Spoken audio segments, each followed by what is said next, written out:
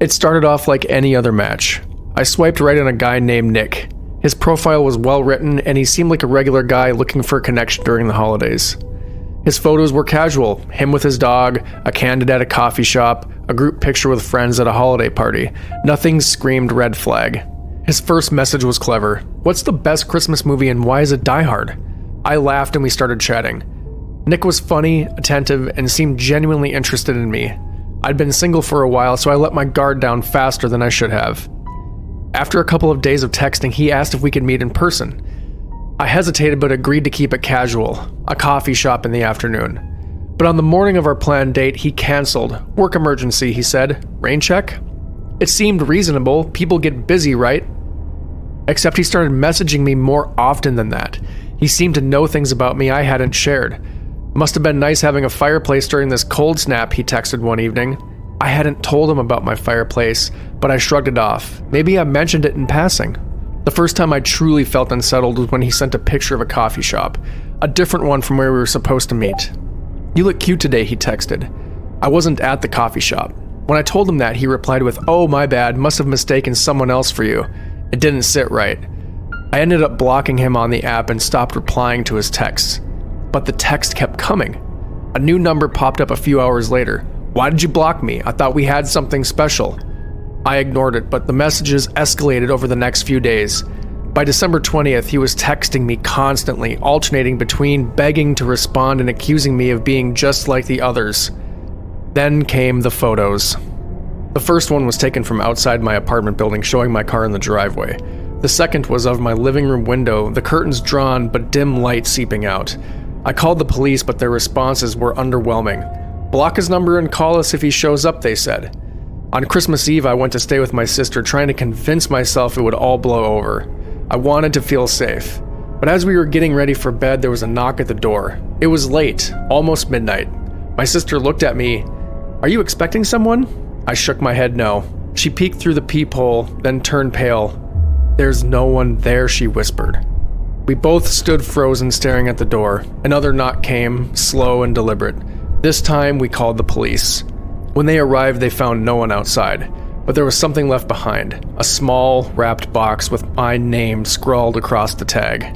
Inside was a single ornament, a cheap plastic bell smeared with something dark and sticky. The officer dismissed it as a prank and left after taking a statement.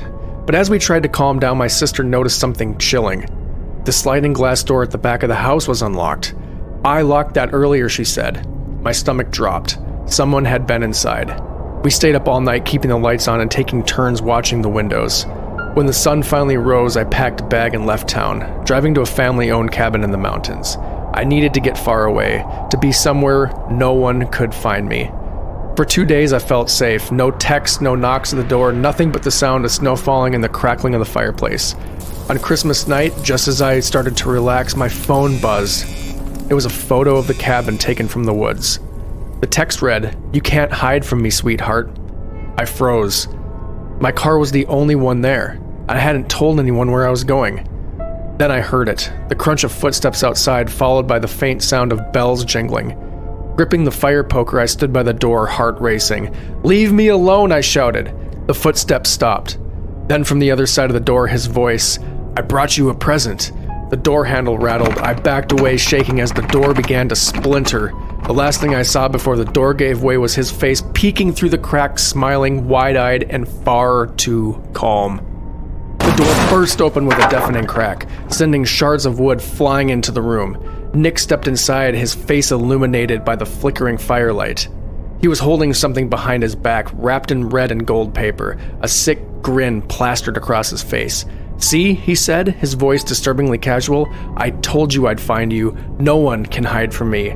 I gripped the fire poker tighter, my pulse thundering in my ears. "Stay back!" His head tilted, almost amused, and took a slow step forward. "Oh, come on. It's Christmas. Don't you want your present?" His free hand twitched toward his pocket, and I didn't wait to find out what he was reaching for. I swung the poker with everything I had, hitting him square in the side. He stumbled, but did not fall. Instead, he laughed. "You've got spirit," he said, standing upright again. "I like that." He lunged, I swung again, this time connecting with his shoulder. The wrapped box fell from his grasp, landing with a dull thud. I ran for the door, but he grabbed my arm and yanked me back with terrifying strength. I screamed, twisting and kicking, and managed to pull free. He staggered but quickly recovered, blocking my path to the exit. "You can't leave," he said, his voice low and dangerous now. "Not after all the trouble I went through to find you." My eyes darted to the box on the floor. Desperate, I grabbed it and threw it at him. He flinched, giving me just enough time to grab the fire poker again. This time, I didn't hesitate. I swung it hard against his head. He dropped to the ground, motionless. Panting, I backed away, waiting for him to move. He didn't. Blood pooled beneath his head, seeping into the wooden floor.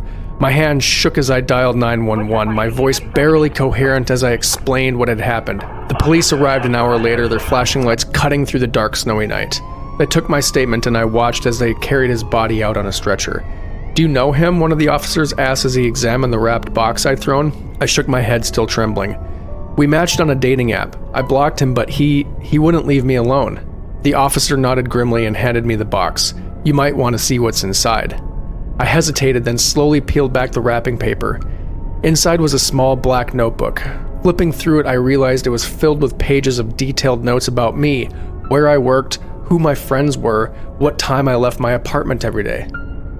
At the back of the notebook was a handwritten list. I was at the bottom. Above my name were 6 others. Each one had been crossed out. This Christmas I learned something chilling. Even when the monster is gone, the fear he leaves behind doesn't disappear. That's the last time I'm using online dating apps.